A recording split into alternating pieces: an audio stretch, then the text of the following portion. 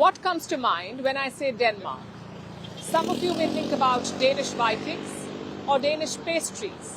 The business-focused ones may think about Ozempic, the weight loss drug made by Danish pharma giant Novo Nordisk. Well, whatever your first thought, perhaps you'll want to add satire to the list. Because some Danes have had a brilliant idea, a tongue-in-cheek way to counter Donald Trump. You may know about Denmark's Trump problem. The US president wants to buy some Danish territory, namely Greenland. Though that might not remain its name for very long because the US wants to change the name too. They want to call it Red, White and Blue Land. And I'm not even joking here. A US congressman called Buddy Carter introduced a bill yesterday. It is called the Red, White and Blue Land Act of 2025. It empowers President Trump to enter negotiations to acquire Greenland and also rename it. About a month ago, a different US congressman introduced this bill, the Make Greenland Great Again Act. It also empowered Trump to begin negotiations to buy Greenland.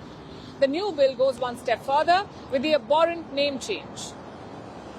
It's almost as if Trump's party members are in a contest to see who can bow lower to please the US president. But that's US domestic politics. Over here, we are concerned with the Danes. How are they choosing to respond to Trump's takeover bid? Well, the Danes have decided to make a counter-offer. Instead of selling Greenland, they want to buy the US state of California. They want to make California great again.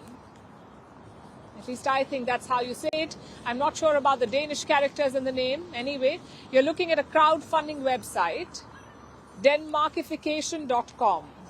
Over 200,000 people have joined the campaign to raise $1 trillion to buy California from Donald Trump. Now, before some of you take this too seriously, I must remind you, this is a satirical website. Make sure to read the fine print before you pledge. That being said, let's take a closer look. The site lists out all the reasons why buying California makes sense for Denmark. The first is sunshine, as opposed to the usual Danish weather. Next is tech bros. The site says they are what every democracy needs. Then you have avocado toast, Disneyland, and of course, to protect the free world. And that last reason, to protect the free world, is lifted verbatim from Donald Trump. It's his justification for wanting Greenland. The Danes do not stop here. They list out the reasons why Trump might actually sell California. And top of the list is his well-documented enmity with the state. Go through the site and the jibes don't stop. Then there's the last part about Danish values. Rule of law, universal health care, and fact-based politics might apply. I'm sure a lot of Americans wouldn't mind universal health care. I won't comment on the other things. The petition ends with, sign now and let's make new Denmark a reality. Now, of course, all this is satire. It is ridiculous. But that perfectly sums up this entire situation as well.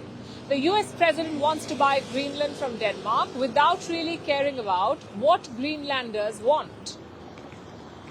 This is the year 2025.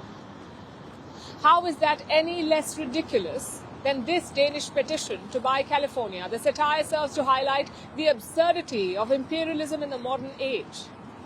However, considering the laws American congressmen are trying to pass, they might already be up to their necks in absurdity right now.